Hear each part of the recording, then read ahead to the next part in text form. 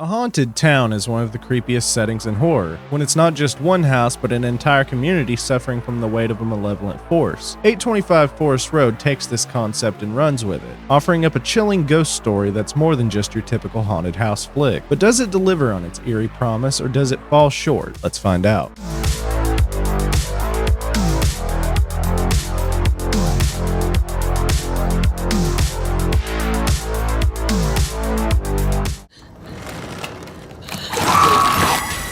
I don't know how to stop it.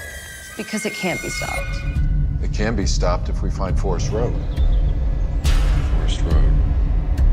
825 Forest Road. Trust me. Don't look for it. Just get out of this town.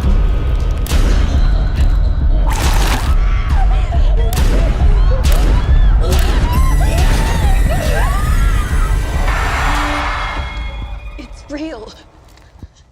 Today we're diving into 825 Forest Road, the newest Shudder original directed by Stephen Cognetti. Yes, the mind behind the Hell House LLC franchise. While I haven't explored that series yet, the trailer for this movie got me curious, and I'm always down for a fresh, creepy haunted house flick. This one though is a little different. Rather than a single haunted house, the entire town of Ashland Falls is caught in the grip of a malevolent spirit. Before we get into the review though, if you're a fan of horror reviews, make sure to like, subscribe, and hit that notification bell so you don't miss future content.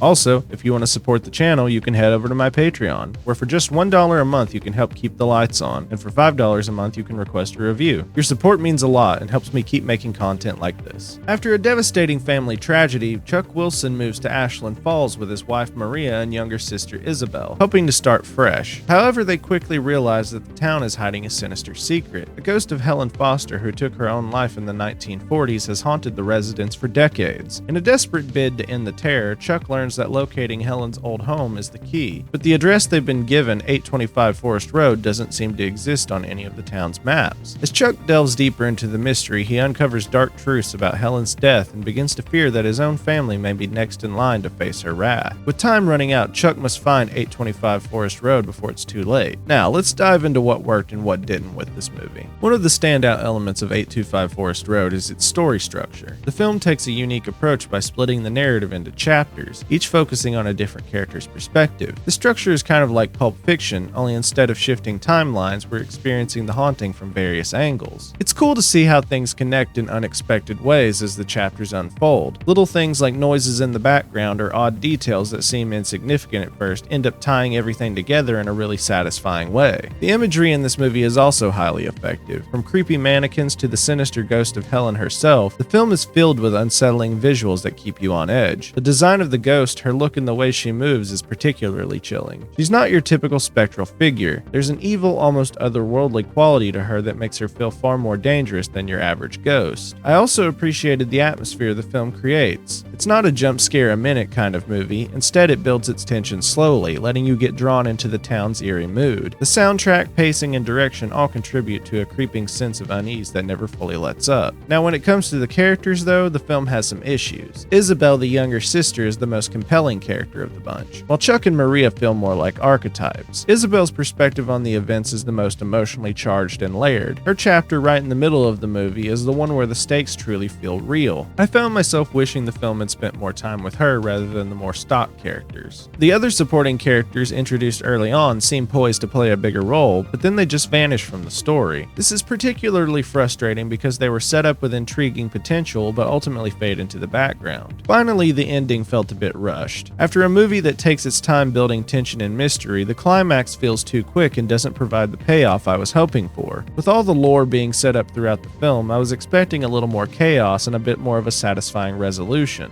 Instead, things wrap up too neatly, leaving me wanting more from the final act. Despite its flaws, 825 Forest Road is a solid addition to the haunted house genre. It may not break new ground in terms of characters or story resolution, but it offers a fresh take with its unique structure and some genuinely creepy creepy moments. The atmosphere is tense and the ghost design is terrifying, making it a creepy watch if you're in the mood for something a little different. I'm giving 825 Forest Road a 3.5 out of 5. It's a great choice for fans of supernatural horror looking for a slow burn mystery with a few scares along the way. Have you seen 825 Forest Road? What did you think of Isabel's story and the haunting ghost of Helen Foster? Let me know your thoughts in the comments below, and if you like this review, don't forget to subscribe for more horror content and reviews. Also, check out my Patreon for even more ways to support the channel. For $1 a month, you can help me keep making these videos, and for $5 a month, you can request a movie for me to cover on the channel. Thanks for watching, and I'll catch you guys in the next one.